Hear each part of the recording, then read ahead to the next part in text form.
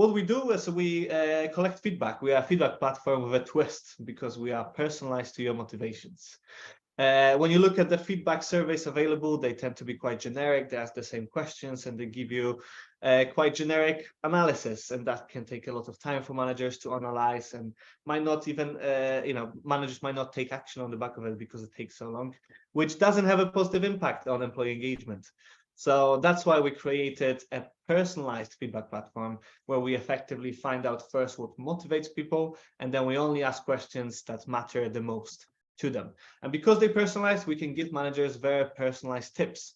Like, for example, in here, you can see a report. I've just realized, actually, it's quite small to see, but this is what managers get on a regular basis. One-page report that gives you an overview of your employee engagement, but also gives you an action plan on who to speak with and what to discuss. Like, for example, in this case, catch up with Joshua, he's motivated by customer focus, and share some client feedback with him. Very simple action, but because it aligns with his strengths and motivations, it can have a huge impact on his productivity and happiness. And on top of that, we also do psychometric type assessments, so we can give you more insights into what are people's strengths, how do they align with your team. And I think, Helen, you used it with your team as well. And that's particularly useful for remote teams, growing teams, to get that data-driven analysis very quickly. And we work with mainly we work with small agencies. Here's one of them, Couch Health, based in Manchester. Definitely check them out. We saved them £95,000 just in 6 months purely by minimizing employee churn, which is amazing. And if you are interested in finding out more, please let me know. And there's actually one more thing that I wanted to share that I am personally very excited about, which is a new product alert. So we build in a new product at YourFLOCK, which is a Duolingo for leadership skills. And for those who know Duolingo, it's effectively a 5-minute coach on Slack that helps you become a better leader. So if you're a young manager and you want to become a better leader, but you don't really have time to learn new skills, this is the solution for you. And we are in pre-launch stages, so it's not official yet. This is actually the first time we are announcing it online. So if you would like to just give it a go, do let me know. I'll give you a sign-up link. You can try it out for free, and we would love to get your feedback. So that's it about us. And let's get back to the main bit, which is the panel discussion and our amazing panelists. So let me stop sharing the screen. How do I do that? Stop sharing. And yeah, let's talk about the future of work, which this is what we're here, right? So I want you've probably noticed one change. So Dan is our new panelist. He doesn't look like Leon. Leon, unfortunately, couldn't make it today. He's down with stomach flu, and there's no way he could make it. Hopefully, we will get him for another event, but for today, Dan agreed to sub for him, this morning. And, if you Google Dan, he's got a lot to say about the future of work. You can see his TED Talks online, but, so he will definitely add to our discussion. I won't do the introduction for him because he'll do a way better job. So let's start with panelists. So let's do a quick introduction first. Helen, would you like to start? Yeah, absolutely. Nice to meet everybody. So I'm Helen and I'm a director at Hatch. If you don't know us, we are a creative comms agency. We're headquartered in Leeds. We have a London office and we specialise very much in PR, social media activation and content creation. So my background is actually PR. I've done that for over 12 years. So more recently, my remit changed pre-pandemic actually. So quite an interesting time to kind of move into that role, to looking after our people management, our leadership strategy, our development, our training, upskilling, and also how we kind of retain, engage, and attract the right kind of talent. Thank you, Helen. Thank you. I'm looking forward to hearing your thoughts on the future of work as well. Thank you. Felix, would you like to go next? I would, thank you. Good afternoon, everyone. It's a privilege. My name is Felix. I head up the marketing for an organization called MOOT, which is a software and service provider formed from experiences around growing a successful retail business. So, our big mission is to make sure that we can create those exceptional customer experiences and growth through our proprietary AI and machine learning technology, which is brilliant. We're based in Stafford, although I'm calling in today from a shed near Oxford. So apologies for the fan. It is absolutely baking. It's basically like a Swedish sauna. And yeah, looking forward to discussing culture. I'm a huge advocate and champion for it in any of the businesses. I've worked across sort of smaller scale-ups and many multi-billion-dollar international organizations, and it's always the same challenges and opportunities. So it's going to be a great discussion. Yeah, thank you for your intro, Felix. I'm looking forward to it as well. And then last but not least, Dan. Well, to be fair, kind of least, if I'm completely honest, because it's very much so. As you said rightly, that Leon cannot be with us today, which is heartbreaking, because I had a chat with him a couple of days ago, and he was coming up with some things about hybrid work and some other things. He had a lot to say. Obviously, we're not going to make him come on a Zoom call when he's poorly. I'm not a mean person. There's no point in talking about company culture and things and then making partners do stuff that they would never want to do. That, of course, is not an intro to me. I'm very lucky that I'm the co-founder with my genius partner, who's the brains behind it, which is Michal Wisniewski, who you've just heard from. We obviously run YourFLOCK, which is the employment platform we've just been talking about, and I've been just written a book around the importance of feedback recognition and those kind of things. So yeah, I will try not to speak very much today, because I'm really here to learn from the panelists, not to talk about my own views in the future work. So I'm going to go over to you, Michal, to host this and to occasionally tell me to shut up, because I must probably ramble. So make sure that I don't. Okay. I'll do my best. And I've just realized I actually haven't introduced myself. So my name is Michael, as Dan said, and I am the co-founder at YourFLOCK. And this topic is close to my heart because I actually studied, organizational culture at the university. I love doing it, and that's why I set up YourFLOCK in the first place. So today we will discuss the future of work. And I think there's, a lot to discuss, really. The future of work is a massive subject. Unfortunately, in an hour, I don't think we'll be able to discuss all of it, but we picked the most important bits of the future of work, hopefully. So let's dive in, right? So first, I wanted to talk about employee retention. I think retention is interesting because over the years, people used to stay in the same company for 20 years, and it was normal. But now I don't know anyone who stayed in the same company for 20 years. And I think it's changing dramatically. And in the future, we don't know how it will look like. There's gig economy. Will anyone have any employees? We don't know. But I guess my question is, how important do you think the pay is for employee retention? What else can companies do to attract and retain talent? And can you share some of the positive stories that you have experienced in your careers? So is there anyone who would like to take it? Helen, would you like to start? Certainly, yes, I can start. No pressure. So firstly, to address, I think, your pay questions, that's where you started. I would say that we are noticing, as a result of the cost of living crisis, that pay is perhaps more important than it has been before. Especially from the start of this year, people are feeling the pinch. So pay is taking priority, and I think that's something that we have to recognise. Perhaps some of the traditional benefits that agencies have had are maybe not quite as relevant in a kind of hybrid working era. Some of the things that we've done in terms of away weekends, which we still do, but your stuff like your cycle to work schemes and your social events, perhaps they don't have the same draw as previously. I think people are looking for ways to, I guess, bolster their pay as well. So some of the benefits that we found the team really like are things like profit-related bonuses. So actually, having a part in the success of the business, the ability to, potentially get commission if you bring in new business, and be rewarded for your work. So things that are going to help them financially. But aside from that, I think it's also recognizing that priorities have changed now. So work-life balance is more important than it's ever been. So we need to, get with the times. We need to be as flexible as we possibly can. So that feeds into other things from an employee retention perspective. Like, we've always done flexible working hours, but they're more important than ever.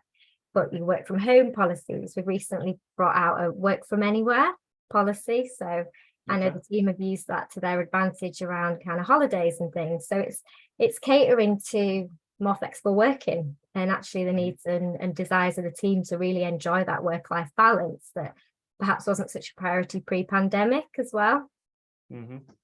Okay, that's interesting. So from your experience, the pay has become a bit more important this year because of the cost of living crisis. But there's also other important aspects about well-being and work-life balance and so on. Okay, what about you? What about your perspective, Felix? What do you think?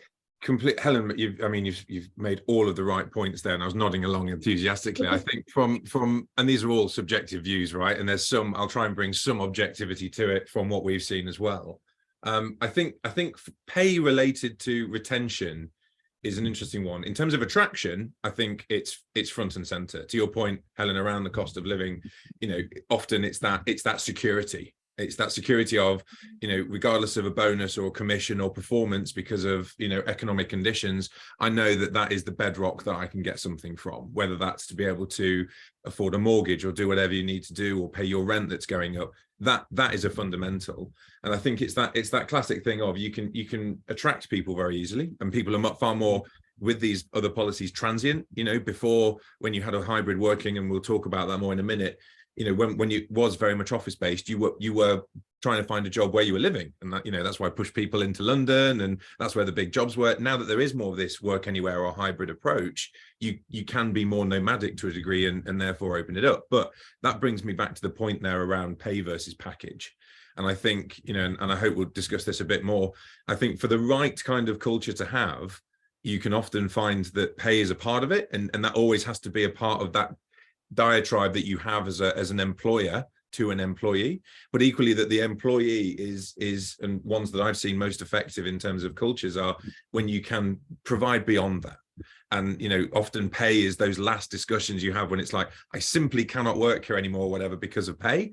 And then we try and work it through and look for other incentives or other elements that mean, hopefully that keeps people on a retained basis. I think, in some of the organizations that I've worked for and the cultures, and we'll come on to the different multinational cultures, when it comes down to such a direct conversation on purely pay, it's most likely going to have a mean yet negative impact on your overall culture.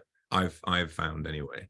But yeah, in terms of positive impacts, being able to have, certainly these recruits going through their progression, recognizing something by pay is a hugely important element. And I think being able to, showcase what those steps are to your employees and to your team and to your cultures is brilliant for them people to have that collective aspiration and goal. It is of course a motivator.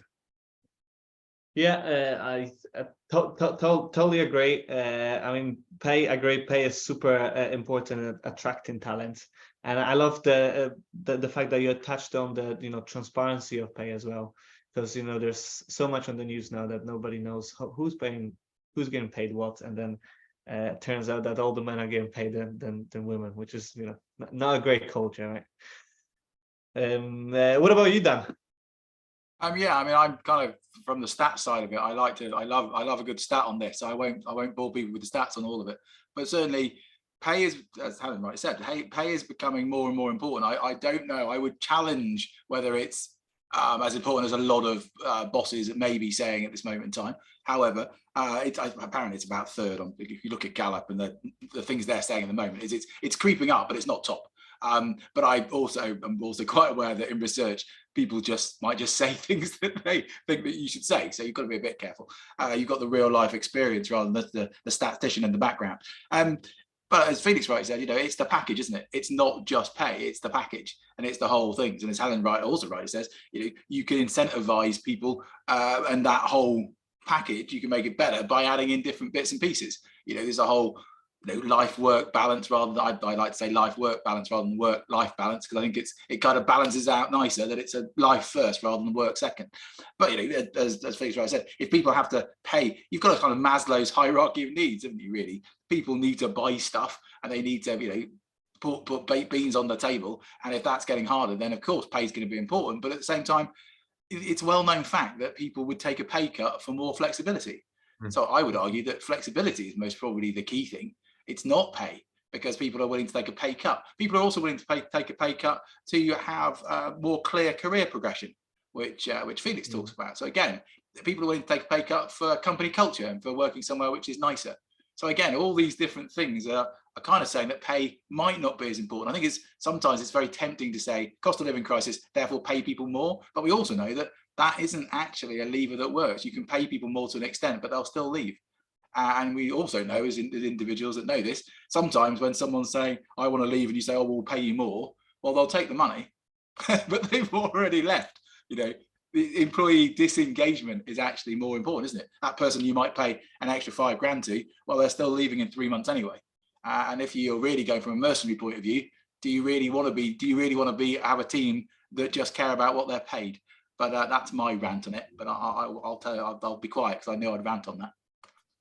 No, I've subscribed to that idea as well. Okay, so there's a mix. The pay is becoming more important, but there's also other aspects like well-being, remote work that's important. So what about some examples? Have you got any examples that you did in your company or you saw other companies do that had a really positive impact on employee retention? And Felix, do you mind if I start with you? Oh, I'm probably going to say I do mind, because I was just trying to choose my top one that I've done. I won't steal the thunder that I'm sure Helen's going to talk about, because she mentioned it briefly in her intro and pieces. I'd say one of the best ones that I was a part of was when I was working for 3M, the multinational organization. And I was part of their graduate program, and being a graduate at that time, a few years ago, not that I'm showing my age, was a in such a big organization was quite an experience, because it relied very heavily on you speaking to incredibly senior people across many different cultures, and being able to navigate that was potentially quite challenging. So I think the example of culture that I had there was a part of their onboarding process, which I don't tend to see that much similar to other programs, which is you're essentially lumped in with everybody else. So all of the other new employees and everything else, you were not seen as a graduate, you were seen as a senior employee, much in the same way that the global VP that was coming over was sat in the same room as you. And that exposure so early on to being able to understand the very senior levels and the ideologies and idealisms of what the senior leaders are doing gave me, certainly in the team that I was with, fantastic visibility into what that fundamental core elements of the company are going to be alike. And that allowed me to have a grounding and an anchor point to then grow myself and my career without feeling as though I was just being put on a set of train tracks and said, this is spoon-fed how you're going to feel and how you're going to do this. We want you to be individual and be able to do whatever. And here are our clear guiding principles. So that was done over, an initial 3-day heavy session, onboarding section. And then there was regular check-ins to that over a 2-week, monthly, 6-monthly basis throughout that program and onwards. And I felt that was a really strong example that I've tried to continue into my other organizations as I've been able to climb that leadership ladder and instill onto those employees and everybody that opportunity to really understand and interpret themselves those core guiding principles. Yeah. I think that's a great example. I think it highlights again that how important it is that it's like the culture needs to be driven by the leadership, and they need to show the example and lead it, because if they don't do it, it's not going to happen, right? Entirely, absolutely. What about you, Helen? So you mentioned your work from anywhere policy. Tell us more about that. Yeah, I think from our side, we try to listen to the team and listen to what matters to them. And it's been quite an interesting few years for us, because pre-pandemic, over the 3 years from 2019 to 2022, we actually grew the team by 50%. So we were having team members coming in, mostly who were coming into entry-level positions, so our Gen Zs, who had actually never really known what the workplace culture was like before, when we were working 5 days a week in the office, often late nights, very different situation to what we're experiencing.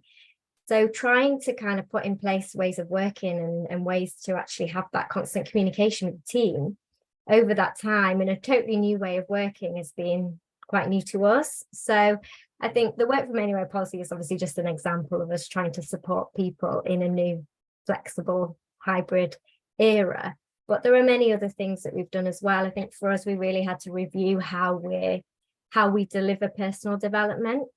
So if we no longer as a leadership team have that one-to-one FaceTime with the team, which we were so used to, and if we're honest, it's one of the biggest challenges we've had, how can we make sure that everybody's got that regular contact and that visibility and that communication, so that there's always a focus on their progression and nobody is necessarily slipping through the net?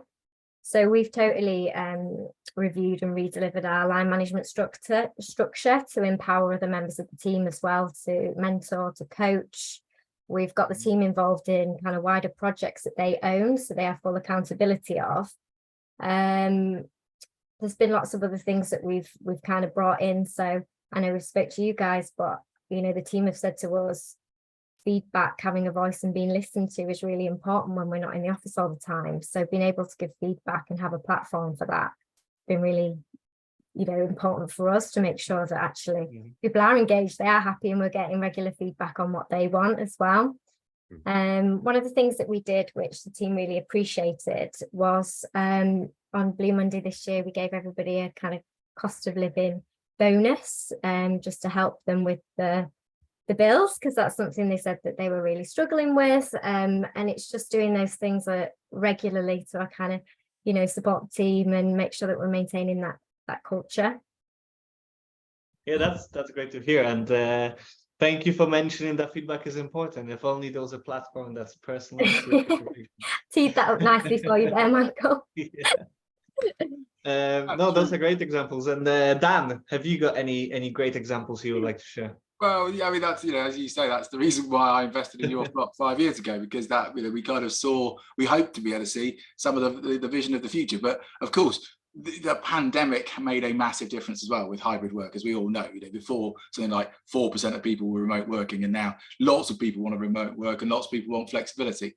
To talk about our clients for a little bit and say great things they've done, I know that, for example, when you find out a bit more about your values and do YourFLOCK more, your people will come up with some great ideas for you, because you'll get that feedback and they'll give you the suggestions. And then because you've been given those suggestions by the people, it hasn't come from the top down, and therefore it's kind of, you know, it's kind of common sense, isn't it? If they've come up with the ideas, they do the ideas more. So that's another way that people have used YourFLOCK, which is how to do this, and brilliant unintended consequences. I mean, not in a toot our own horn too much kind of way, but our clients find that they can change and develop their cultures more by listening and giving recognition and getting feedback.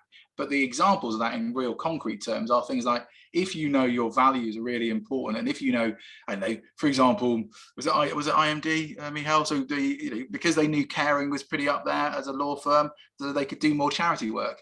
You know, if you know autonomy is a large value of yours, you know that you're going to have problems around the flexibility and getting people back to the office. You kind of know what not to do, as well as what to do. So the more you get to know your people and their values and their motivations, more importantly, and the more you listen to them, as Helen rightly pointed out, as well as potentially, if you're lucky enough to be in a big enough organization where you can start to show people clarity around goals, then you've got a pretty happy workforce.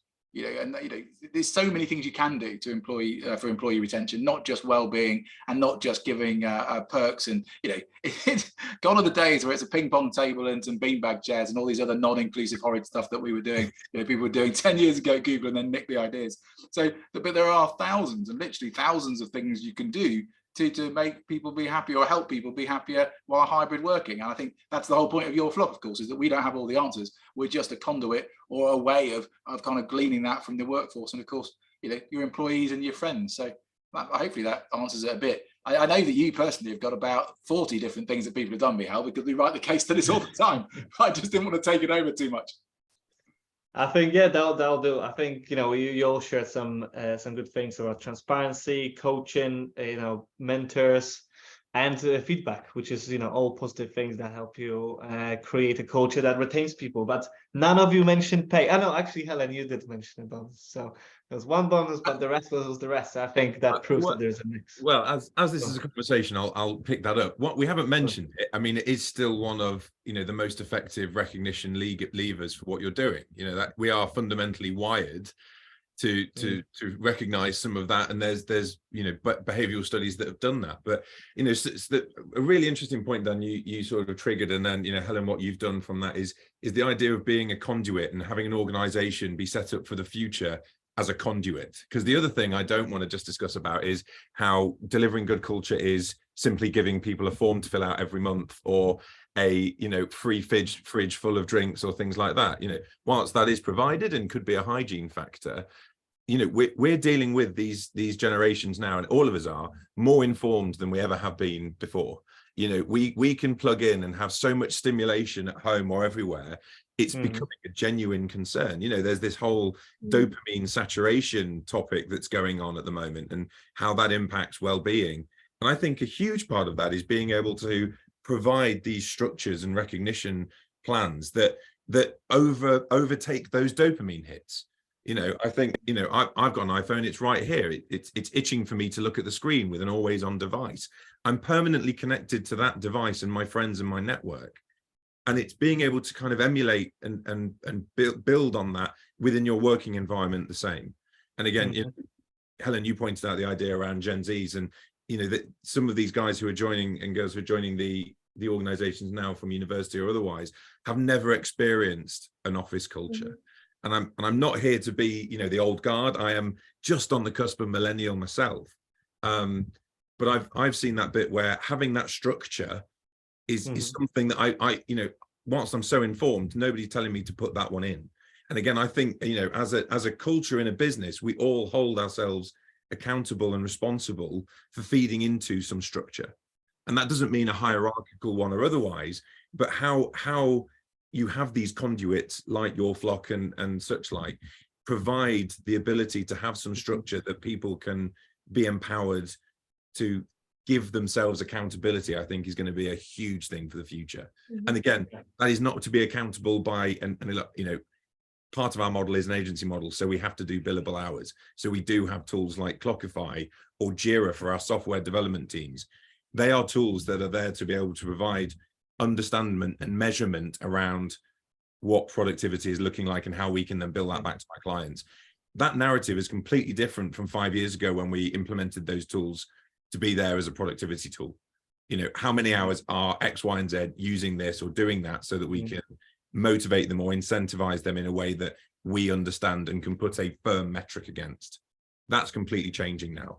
You know, we need metrics to be able to incite decision making, but also it's a much richer discussion and data points to be gotten that you can't get from a spreadsheet, but can infer ideas. And again, that's something that every employee, new, old, whatever it is, who've been there forever, veteran, I should say, probably, can be a part of. And that's so important into the you know, safeguarding the future as well, because some of those fundamental principles are right. That's why they've been around so long, and they're there to be championed as well. That's really interesting. So I think you touched on a very interesting topic as well around the generations, right? I'm going to go a bit off topic in here. Oh, no would. There we go. So you know, so you talked about, you know, the veterans and the Gen Z. Do you find, you know, in terms of those structures and incentives and how do you engage them, is it different or is it the same? And anyone can pick it up. Like, what are your experiences in your companies? Helen, you want to take the floor? You want me to go first? Yes. Yeah. Well, we treat all the team the same, but there is definitely, I would say, well, it's been widely spoken about across the industry. I think it's been coined the generational divide, hasn't it? Where those generations who are now coming through, as Felix said, you know, coming out of university and have never known an office culture, have very different expectations of a workplace culture, working environment, ways of working, than those who are millennial and above, I'd say, possibly, who have, you know, had different experiences and get different kind of satisfaction from the way that they work. So it presents its challenges, because I would say that those who perhaps, I mean, this is up for discussion, but in terms of turnover, would be interesting to look at whether actually it's those who have been pre-pandemic within the workplace who are actually looking for new experiences because they're trying to adjust to something new from a work from home basis. So, you know, is something missing for them culturally? Whereas for Gen Z, who have got everything they could ever want from a hybrid working, don't know some of the benefits perhaps of fully office-based culture. So it definitely does have its challenges in that respect. Felix has touched on something interesting as well around basically development and, you know, your relationship with your managers.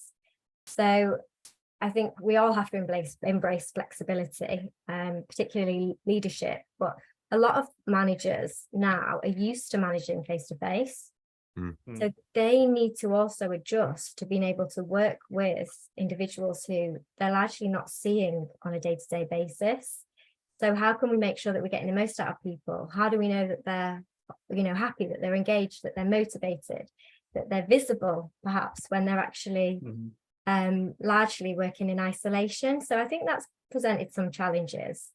The other thing I would also touch on is around the technologies that we're using, because obviously we need now to make sure that we're set up digitally to have open communication all the time, to be able to touch base with our colleagues, especially when we're working in, you know, account teams, client teams, various teams from home. And I know you love a stat, Dan, but apparently 57% of our days spent on platforms like Teams and emails. So that's a great deal of our time that we're spent just information sharing, which may technically be taking away from actually tasks, you know, that are going to drive business value, and ultimately that we get satisfaction from. So for us, it's delivering those PR campaigns, it's coming up with those creative ideas.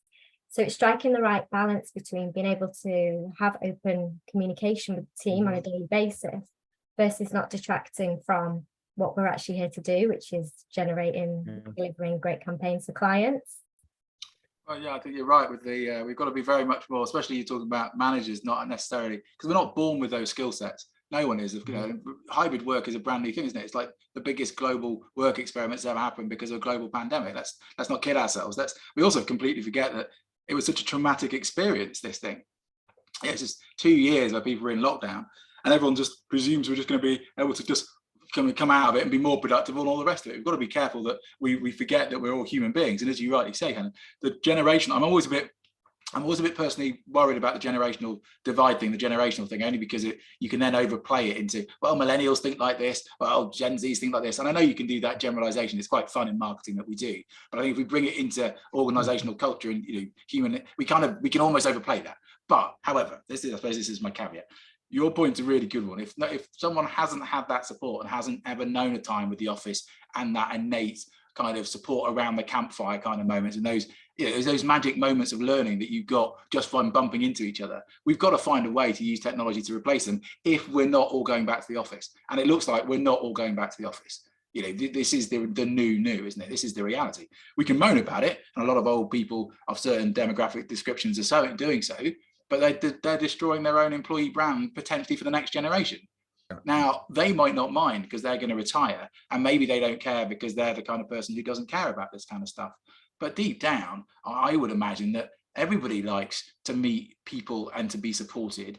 And of course, if we can't, you know, this is exactly why people are doing away days and retreats and these other things and mini moments, meeting in cafes and doing one-to-ones. One of my favorite things that a marketing agency did, Six and Flow, there you go, they're a great organization. And Rich Wood's the guy who runs that. And what they did just after the pandemic, or very, very close to the end of the pandemic, he went around to people's houses and saw them and basically not necessarily gave them a hug or whatever, but, you know, spent an hour or so seeing individual employees. He became almost the chief happiness officer or the chief people person of the organization because they didn't have one.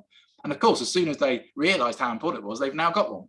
You know, so I suppose my point is that we can keep going back to team leaders and saying, well, we need to train them up. Yeah, but also organizationally, we need to know and understand that there are new functions in the business now that need roles and people in them. It's not just technology, is my point. You know, you can't just go, well, we're just going to replace it with technology, because normally if you try to do that, then actually it doesn't work as well. You normally have to spend something like 3 times more on people than you do on the technology piece. And then that's worth thinking about, even though I know YourFLOCK is a SaaS piece. But what I'm saying is you still need to have time and be given the culture to actually get that feedback and recognition. You also need to train up those middle managers. But I think also now, this is just me riffing, there's an opportunity to bring in a new person into the C-suite or above, or not above, you know, somewhere in the organization. We can't just say technology will sort it out, they'll all be happy, because I have a feeling we're going to have a whole generation of people that won't be happy and actually will leave quite quickly. By the way, Helen, quick one on the stats. Wouldn't it be great if we could take a breakdown of all of those ages and we should be able to do this, by the way, take all the ages and descriptions and then put it through a machine and say, okay, so where are we really? Instead of doing anecdotal evidence, we should be able to have the stats behind all this. How many, you know, how age is the average age? What's the average tender for the ages and for the different areas? We do know there's a massive churn rate problem in marketing and creative industries. And we do know that younger people don't feel as at home, so to speak, in company cultures than they used to. So I think that'd be a fascinating thing. But I don't know, is it loads of older people that are thinking, you know, after the pandemic, heck, I want to get a new job and I want to change things. I didn't really like my job in the first place. I think that'd be worth looking into. I mean, so Felix, I can see that you wanted to add something there. I'm always chomping at the bit, but there's so many things to decompact there. I'll just take a couple of moments. I think the first one, whilst it's burning in my head, is, you're referring to technology solving a problem that technology has caused. And an example is, I love this conversation. I love the flexibility that technology means, that we can be calling in from anywhere and having this discussion. But I know that this would be so much better if we were all in a room together, being able to see your faces and interact with body language and do everything else that are those intangible, tangible elements that we've picked up on and discussed. I know that'll be better, but I also know that from a marketing point of view, that element of commitment and effort from other people to join this or make time to do stuff is also rewarding as being there in the first place. And that's the same thing that I could bring into talking about the workplace element that a lot of people, I think, forget about is, yes, sometimes you have to sit in a car or walk or do something else, which, I have to do driving up to Stafford or whatever it is. I've also done some commutes where I'm lucky enough that I can walk out into a shed, because I need that disconnect to say I'm not at home and then I can go somewhere else. And I've worked with a lot of people, young and old. I think age is relevant, and generationally relevant, but a byproduct of all of this, because it helps us by human nature bucket things so that we can analyze them.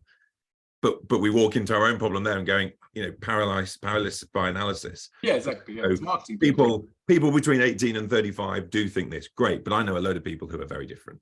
And I think at the moment, certainly people are trying to define themselves more doing that. Anyway, my point is that, by trying to develop more of these technologies and bring them in and talking about retention in particular, we'll find the problem is probably some of that technology as well. And I think a big part of it with these tools and cultural elements is, it's everybody's responsibility to be able to go, how is performance doing, and putting a metric to it. And it's that chief happiness metric. How do we define that? Or the blue Mondays element. We can start, preemptively understanding some of these behavioral traits. But I think behavioral analysis, particularly around collaboration and work culture, is often massively misunderrepresented. And people think they can solve it by having a technology or, a piece of artificial intelligence that is trying to give them a single answer that can't exist. I was reading an article in preparation for this, another stat here, 56% of millennials in some of the creative industries believe that an employee could stay and should stay at the same company for more than 20 years. Now, I'm trying to fact check that one, but I think that's another challenger point to you, Dan, and a little bit Helen as well, around some of this transient nature that we're seeing. And I think, certainly with meme culture, we're able to poke fun a lot of the intergenerational memes at the moment. I'm seeing one float around on Instagram that's sort of saying what a boomer is, and they're sat at their desk and they'll clock off at 5 o'clock, and that's them. And it gets all the way through to the Gen Z, and it's a laptop in bed and they're not even there, and it's 1 in the afternoon. Now it's great that everyone can poke fun at it, but I think things like that are dangerous, because people will relate to it and believe it and go, then I will work at 11 in the afternoon. And we really start losing out on that incentivized collaboration. And that's another topic I want to bring into this at some point, is there needs to be far better collaboration. And I'm not saying you go on Teams and do a virtual whiteboard, or you use stuff. They can be useful, but the mindset of which you're using that is not as a replacement, it's an enhancement. And true collaboration is respect and accountability. If I hadn't turned up and not told any of you today, that would have left us all in another situation. And that is not a collaborative cultural thing that I want to bring. Whereas the respect that people can do and reflective of culture, I think is a hugely valuable one. And being able to decide and work out when technology is good for that is the role of everybody, but particularly those business leaders who are able now to, and I'm going to have to be it, but one of those ones who can be on the fence between those intergenerational elements to bring everybody on. There is not a one-sized homogenous fit all. No, totally. There's certainly ways of being able to be empathetic towards that, so that as a whole, everybody can benefit from at least one element of the core culture that you've got. Yeah, I think it's the everyone bit that I think technology helps us do a bit more, which is the diversity and inclusion thing. So the reason why I kind of harp on a lot about the future of work around this, around flexibility, around work from everywhere, around utilizing technologies a bit more than office space. And, not only the environmental impact of commuting and these other things, I get that we should have a central business district, and I get there's an economic reason that they can't be destroyed instantly, and I get all that. But I think there's a diversity and inclusion piece, which unfortunately we find out with stats now is getting less and less talked about because of the reaction against hybrid work or against remote work. And I think we sometimes forget diversity and inclusion is not just a nice to have, but for a lot of business, especially in marketing and creative worlds, it's your special secret, it's your superpower, it's your lever for innovation. You know, we all know the Gallup stat, we all know the Google stats, 21% more innovation if you are diverse and inclusive. Now, that's not just, you know, it's not just a nice to have. It's not just I'm not being a hippie here. I'm literally saying we have better companies that make more money. Now, that's important. Now, if we will lose lots of that if we become overly office centric, but we've just got to be conscious of it. You know, as Helen rightly was saying about feedback and about listening and being empathetic, that's the key bit. You know, whether you're using technology to help you do that a little bit better or not, that's up to you. But, you know, we can't say phone calls are bad because people are bad on the phone. You know, that's, and I'm also not saying everything should be a phone call. Not everything should be a Zoom call. But I can assure you, I had to do a talk the other day and go across Manchester, and it was I think it was not no disrespect to them, but I think it was something like 8:30 in the morning. But I couldn't turn up until 9:15 because I was dropping off my daughter. Well, I'm sorry, post-pandemic, my daughter's more important than going to a talk. So, you know, could they have done it on Zoom? They blooming well could have. Anyway, sorry, Helen, I know you're going to come in without me, without my Zoom rant there. Sorry, that was. Okay, I think we all heading towards the same direction with our conversation. So collaboration, you know, working from home, it all heads into the topic of remote work, I think. You know, how do we collaborate now in this remote environment? Every single agency I speak with, they all do hybrid work or remote work, and every single agency does it in a slightly different way. So I don't think there's one size fits all. So I was just wondering, you know, what is your approach in your company, and how do you make sure people don't feel, you know, excluded or isolated when working remotely, and how do you collaborate? And Helen, I'll start with you.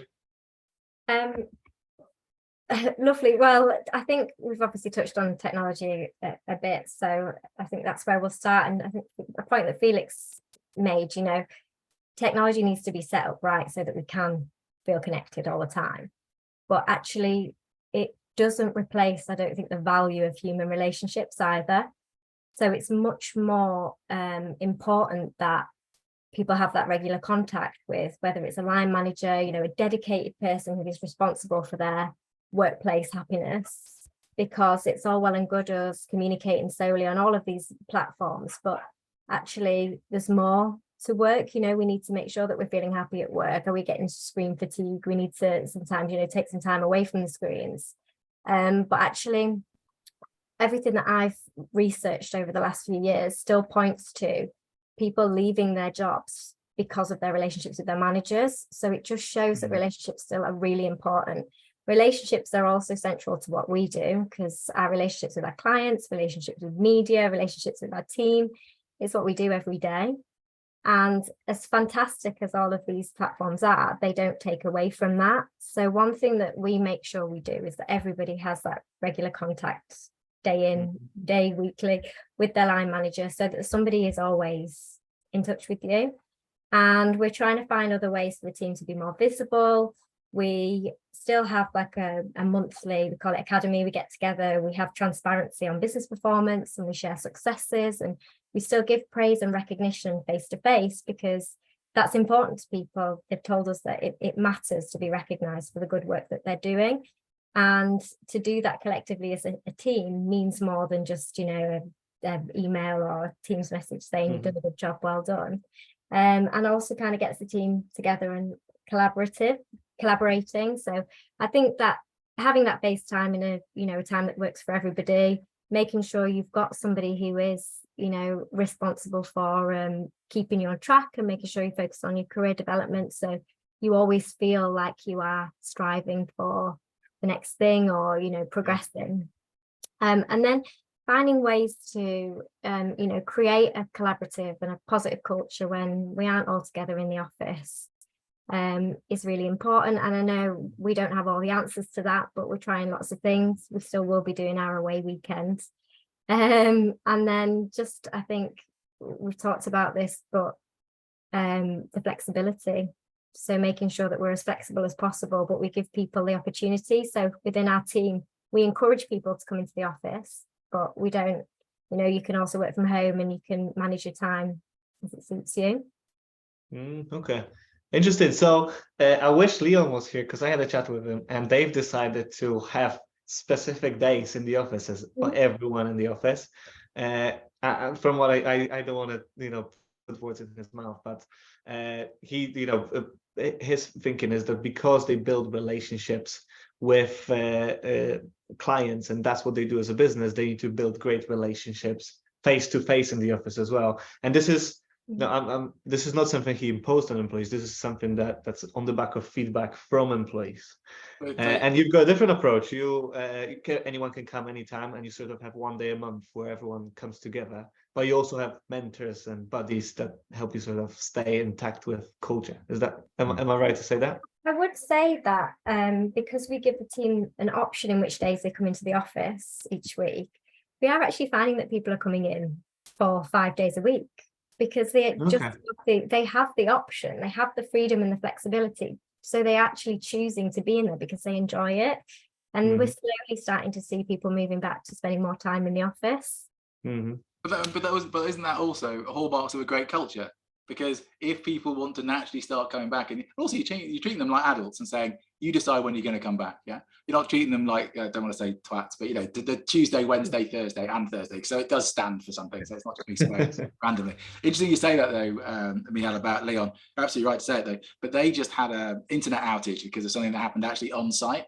So their internet went down, and he was, bizarre enough, extremely proud of their hybrid and remote work culture, because they could instantly go back home and work completely well, because the internet went down for 2 days because someone set fire to a box down the road and it knocked out the internet around the thing. So he was like, it's so lucky, because normally the office, it would all go down for a couple of days. Anyway, sorry, Felix, I'll let you come in. No, you're absolutely right. I think it's just touching on some of these great words that keep coming up and I'm hearing is the visibility and accountability and kind of wanting to come back to the office. And I think a big part of it is, crowdsourcing it with the team. They are adults, that everyone is trustworthy enough. And I think, trust is a huge part of all of this.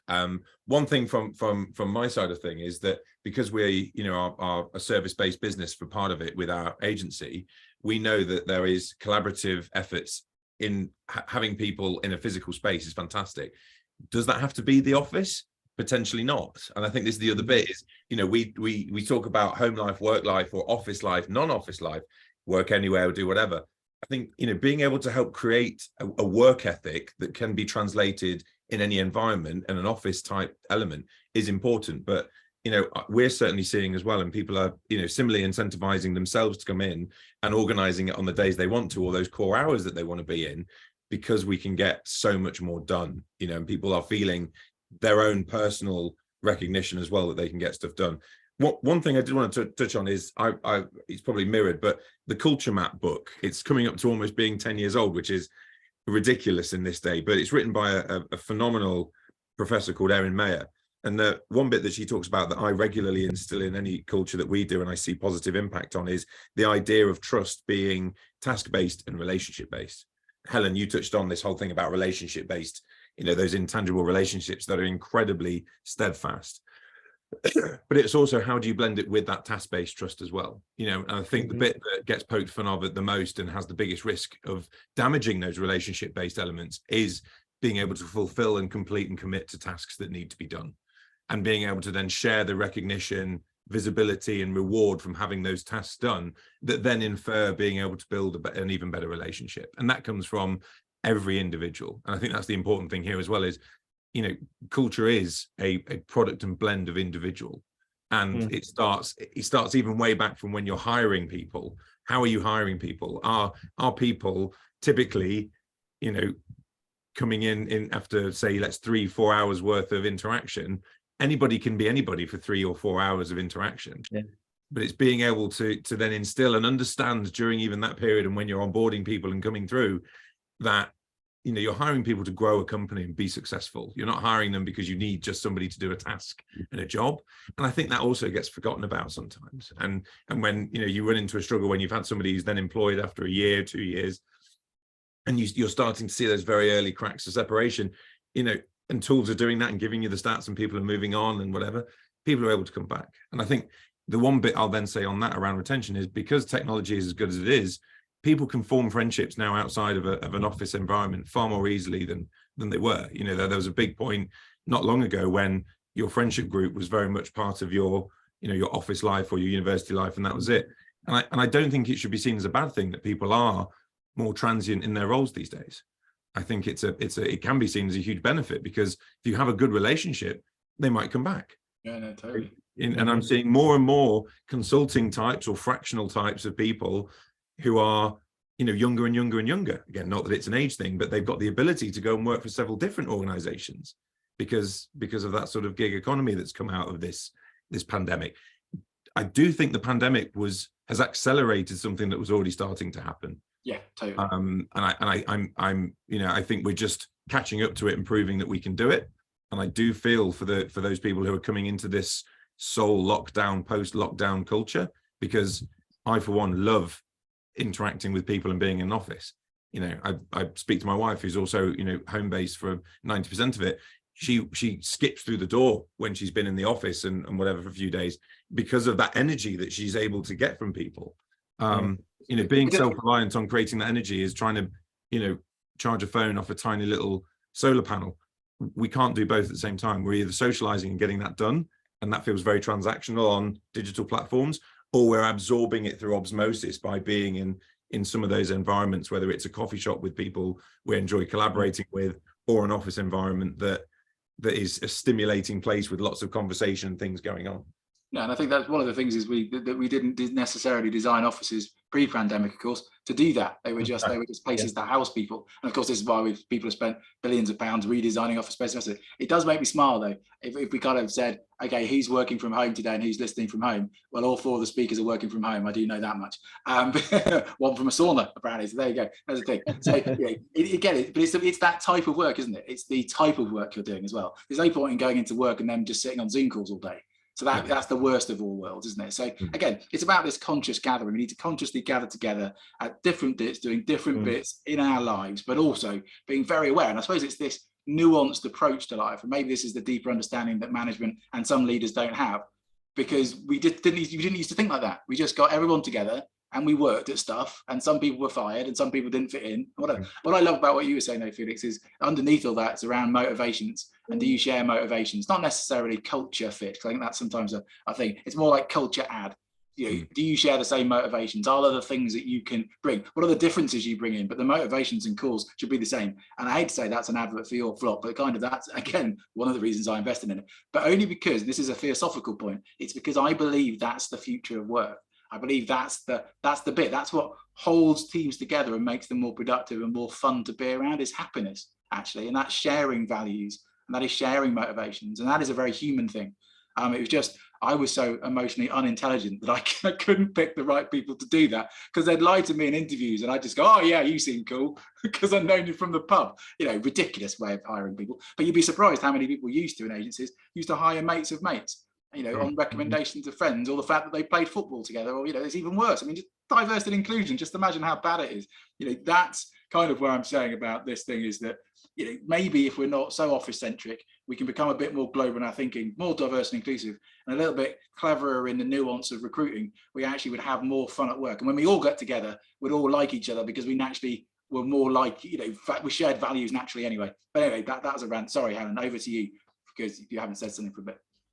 No, that's fine. I actually noted down the word trust on my notepad just before Felix started talking, so it made me smile, because obviously we were quite aligned on there. But I think trust is really central to all of this, and it comes back to what we were saying about visibility.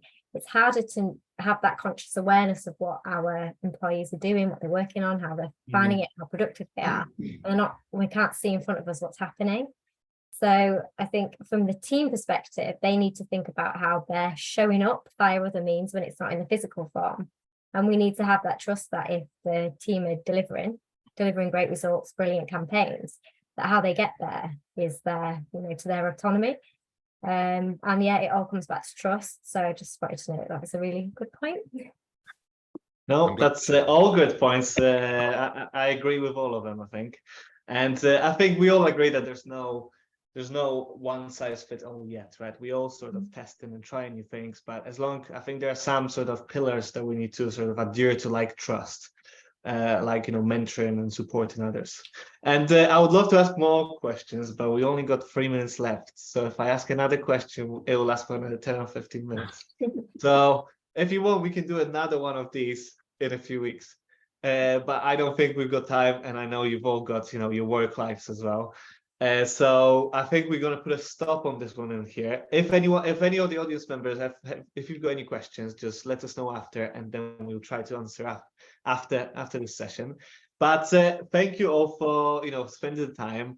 Helen, thank you for sharing your wisdom. Felix, thank you for your time and sharing your experiences as well. And of course, Dan, thank you for subbing in for Leon, and then talking about your vision of the future